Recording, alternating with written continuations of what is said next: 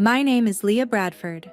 I am 32 and I own a small Cape Cod house in Grand Rapids, Michigan, the one thing in my life that nobody else gets to control. The morning after my sister's wedding, I woke up to the grind of a moving truck in my driveway. The patio was still a mess from the reception, but instead of cleaners, I watched strangers haul boxes toward my front door like they already lived there. My sister stepped out of the truck in jeans and a hoodie, not a bride anymore, just a woman who had already decided where she belonged. She walked past me, looked up at the house, and smiled like she was admiring something she had paid for. Then she turned to me and said, steady and sure, "This house is mine now." For a second, my chest tightened. Not because I believed her, but because of how easily she said it. Like my years of work and paperwork and payments were just background noise. She flicked her hand at the movers and they shifted another box toward my doorway. I did not yell. I did not beg. I folded my arms and stayed exactly where I was on the edge of the porch, blocking the entrance. Behind me, the door opened. My lawyer stepped out, suit pressed, expression flat.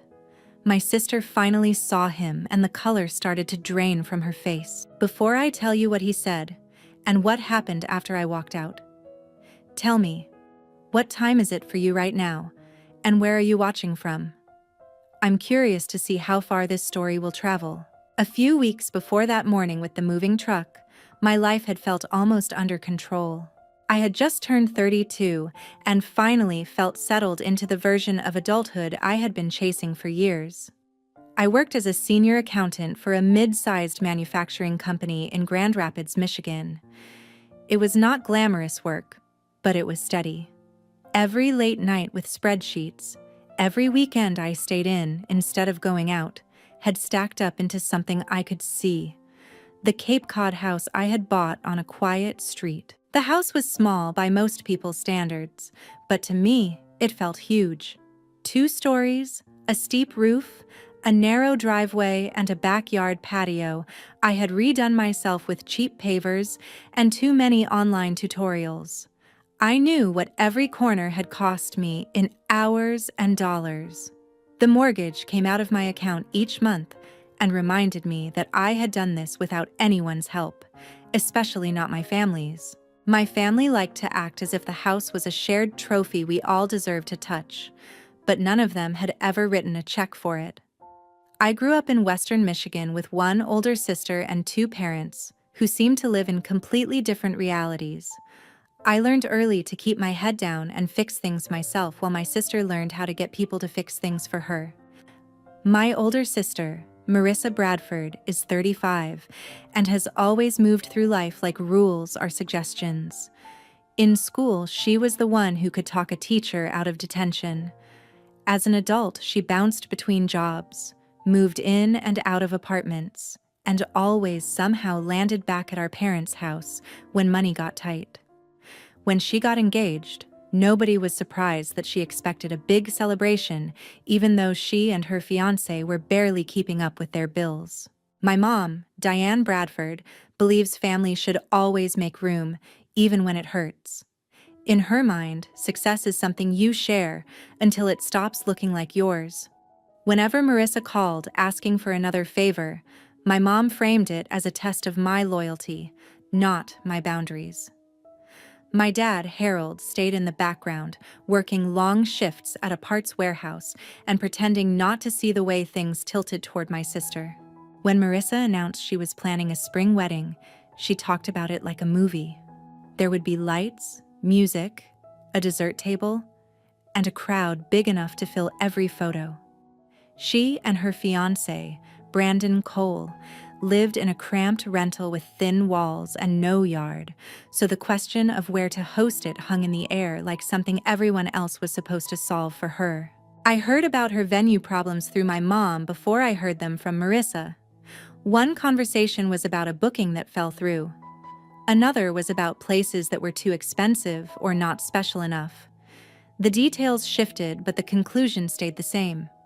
I had a house, I had space, and I was the logical answer. The first time my mom floated the idea of using my place, I laughed it off.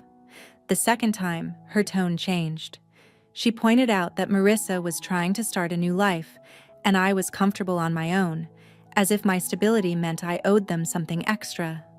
By the third call, there was no hint of suggestion left. In her version of the story, I was the generous little sister who would open her doors because that was what good family did. Marissa finally reached out to me late one evening, painting a picture of how perfect my backyard would look with an aisle and folding chairs and a makeshift dance floor on the patio. She leaned on words like family and memory and once in a lifetime.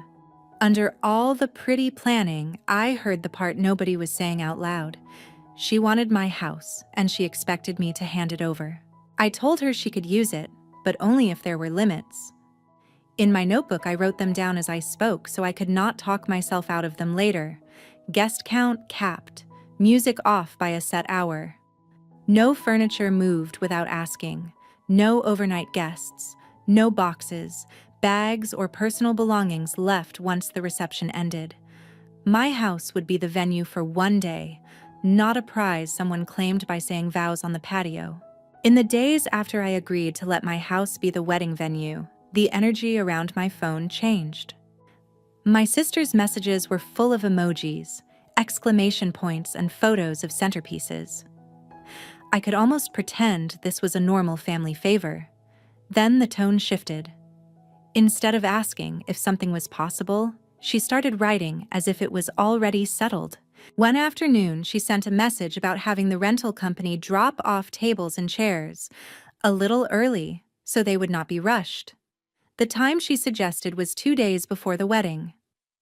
Another message floated the idea of using my garage as a staging area for decorations and supplies. She called it temporary storage, as if that word made it harmless. On paper, each request was small. More chairs, an earlier delivery, a corner of the garage. None of it looked outrageous by itself, and I knew that was the trap. With my family, the trouble had never been one big ask. It was the slow pileup of small ones until nobody could point to the moment the line had been crossed. My reply was careful. I said deliveries could come the day before the wedding and the garage was off limits. I reminded her in plain terms that there would be no storage at the house once the reception ended. She sent back a thumbs up that did not match anything I was feeling. After that, the requests came faster. She wanted a sound system on the patio that was larger than what we had talked about. She asked if a friend who did lighting could tweak a few things and run cables along the side of the house. She hinted that extra guests would not really matter because people could just stand in the yard. Every time I pushed back, a different kind of pressure followed. Sometimes it was my sister leaning into guilt, saying she did not want to be the bride who cut people from her list.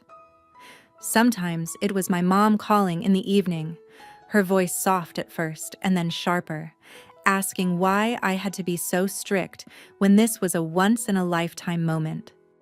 My dad stayed in the background. I could hear him moving around in the kitchen, but he never took the phone. I started saving everything. Screenshots of text threads, copies of emails, notes about phone calls with dates and short descriptions. It felt paranoid and, at the same time, like the only responsible thing to do. At work, I dealt with contracts all the time. I knew how quickly people forgot what had been agreed to when they wanted something badly enough. The first jolt came from outside the family. A neighbor down the street, someone I mostly waved to from my car, stopped me while I was taking out the trash. He asked casually how many people were coming to the wedding at my place. When I hesitated, he mentioned he had heard talk about parking spilling onto the next block and a big crowd staying late. The way he said staying made my stomach go tight. Back inside, I opened my messages again. Nothing directly mentioned guests sleeping over, but there were notes about an after-party and a late crowd that would probably crash somewhere nearby. I did not like how often my house seemed to be the unspoken somewhere. That night, I sat at my kitchen table with my laptop open and a legal pad in front of me. I wrote down everything I had agreed to in one column and everything my sister had tried to add in another. The lists did not match. The second column kept growing. It was the first time I let myself admit that this was not just about noise or a crowded patio. There was a kind of entitlement taking shape, the kind that treated my home like a resource the family could rearrange whenever it became convenient. I thought about how my sister had moved back in with my parents so many times that it felt normal to her. I thought about how my mom always framed sacrifice as something I owed to the people I loved, never something they owed to me. Then I pictured the mortgage payment on my banking app, the one that left my account every month, and the contrast made my chest feel tight. By the time I put the pen down, one thing was clear. I was out of my depth if I kept treating this as a casual favor. My sister saw this house as flexible. I needed someone who saw it as property.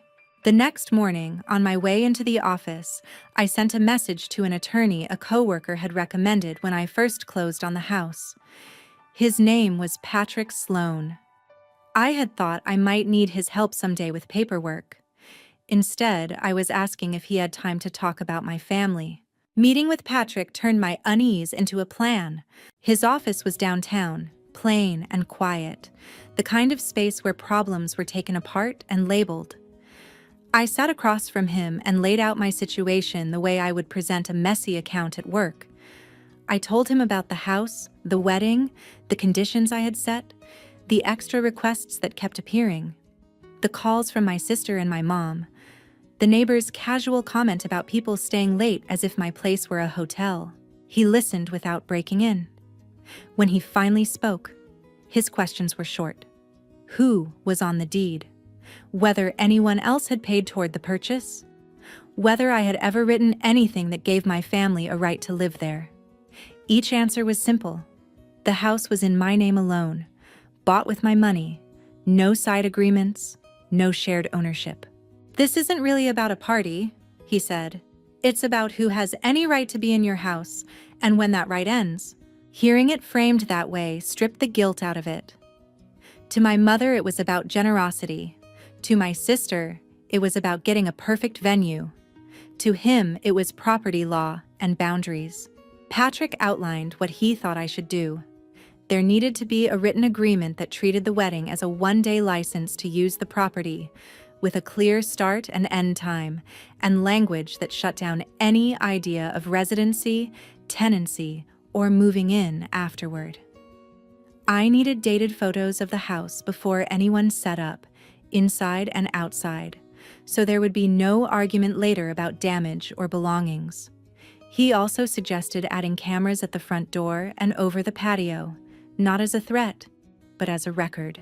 You're not overreacting, he said. You're the owner. Everyone else is a guest. He drafted the agreement while I watched the words appear on his screen. It was 1 page long. My name as owner, the address of the house, the date and hours of the ceremony and reception. A clause stating that the license ended that same day, with no ongoing right to occupy, no lease, no implied promise of housing.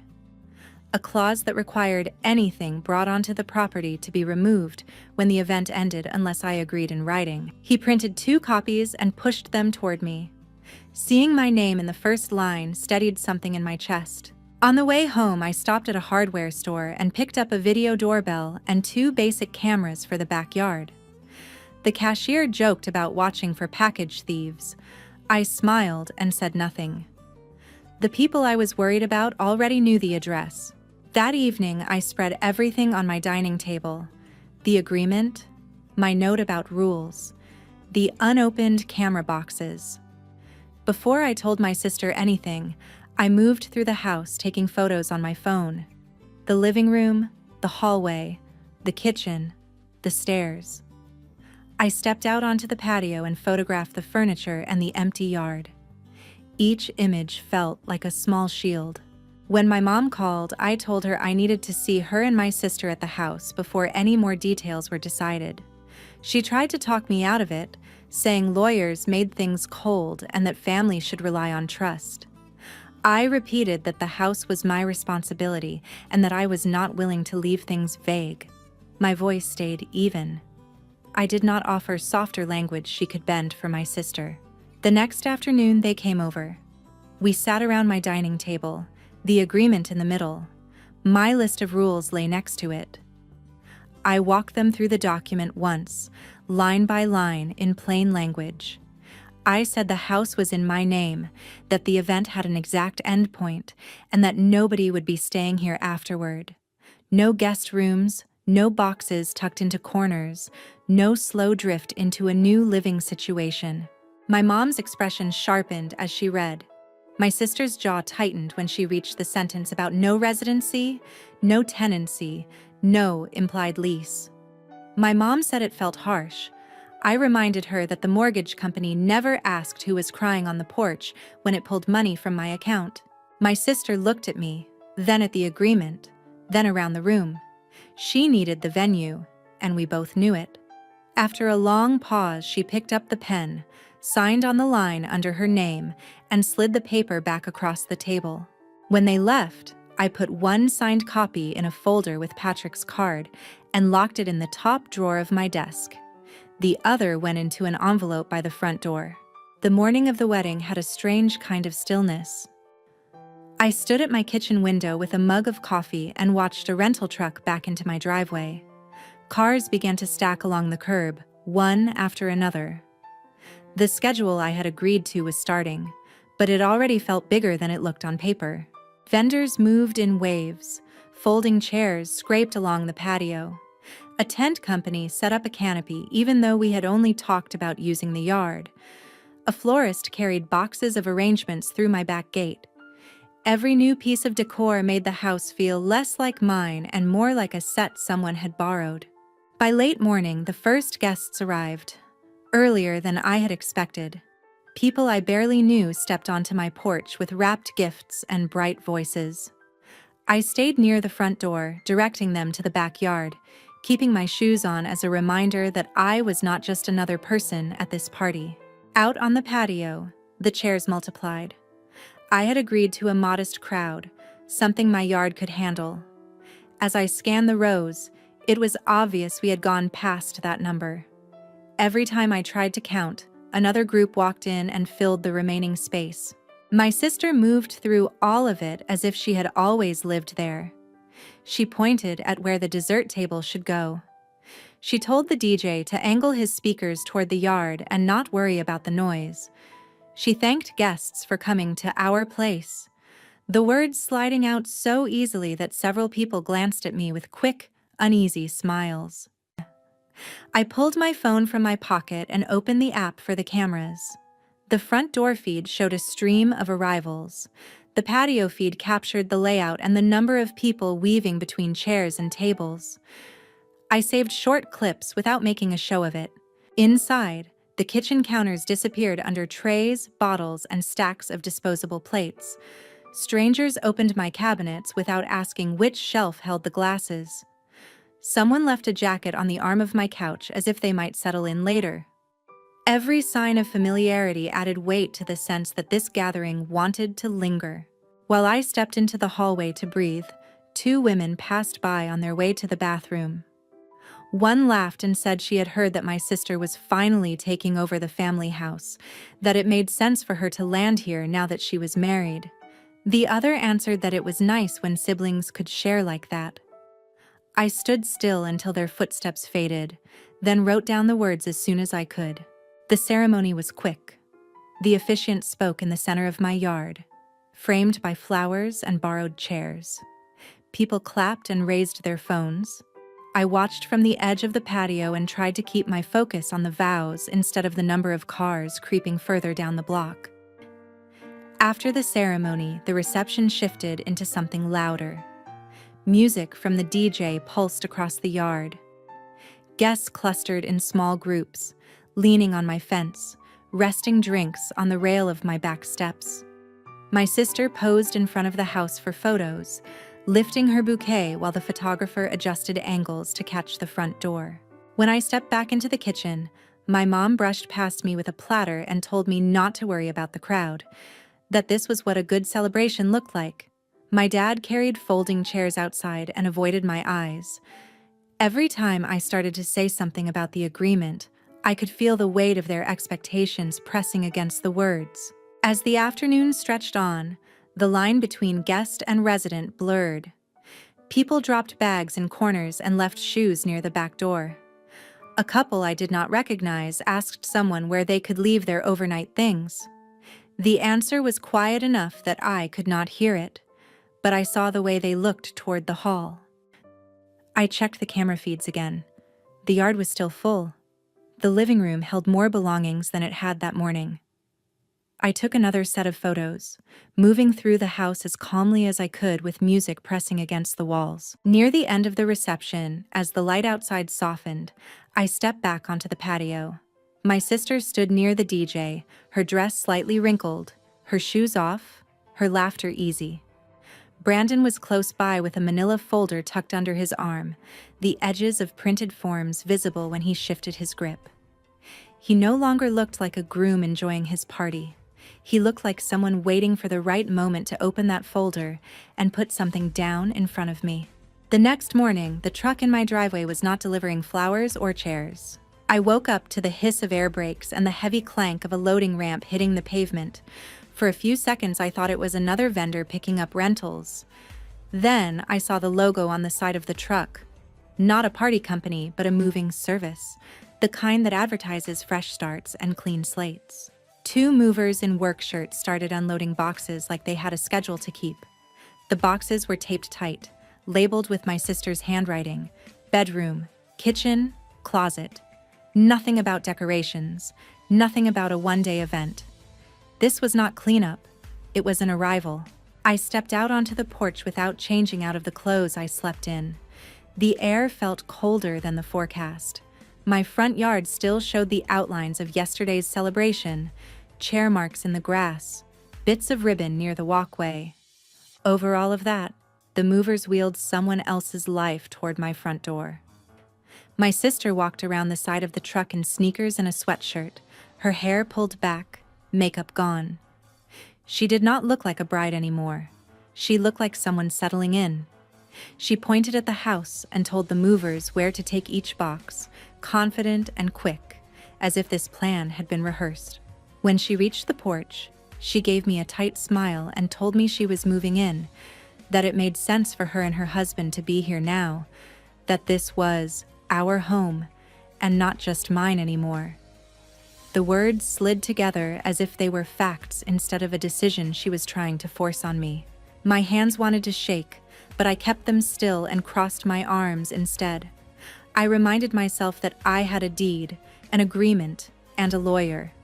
I did not argue about who owned what. I did not step aside.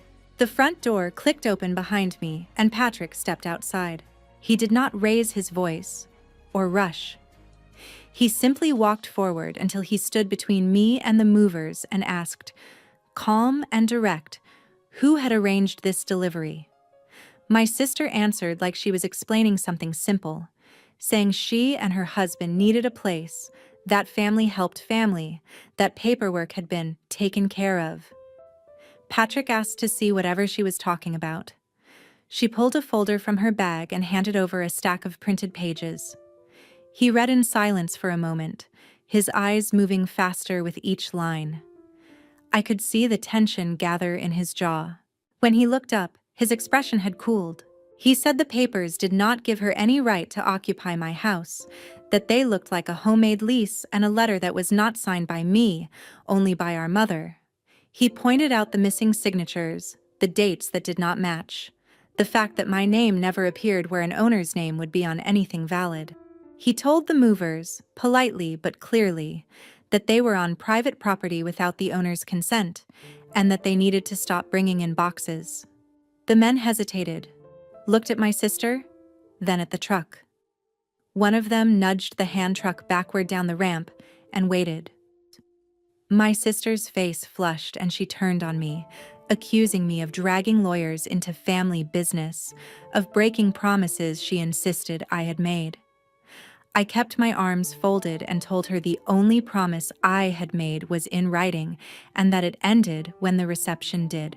She kept talking, faster and louder, saying she had nowhere else to go, that my mother had already told her this would be their place, that it would be cruel to send them away now. Her words came out in a rush, built on the idea that need could rewrite the lines on paper. Patrick said we were done talking in the driveway. He stepped back inside long enough to grab the folder with the signed agreement and my deed, then came out with his phone in his hand. He told my sister that if she did not stop trying to move in, he would call the police and ask for officers to come keep the peace, while my rights as the owner were enforced. For a moment, nobody moved. The movers shifted their weight and watched. My sister glared at Patrick as if she could stare him into backing down. I stayed where I was on the porch, feeling the boards under my feet, the one part of this scene that still felt solid. Patrick dialed. The officers pulled in behind the moving truck before the argument could explode. They stepped out, listened to Patrick give my name, and heard me confirm that I was the only person on the deed, that I lived here alone and had never agreed to let anyone move in, just to hold a one-day wedding. Then they turned to my sister and her husband.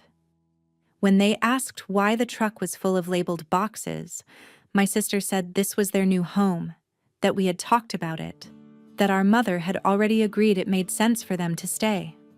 Her husband stood beside her and let her speak for both of them. Patrick handed over the agreement and my deed.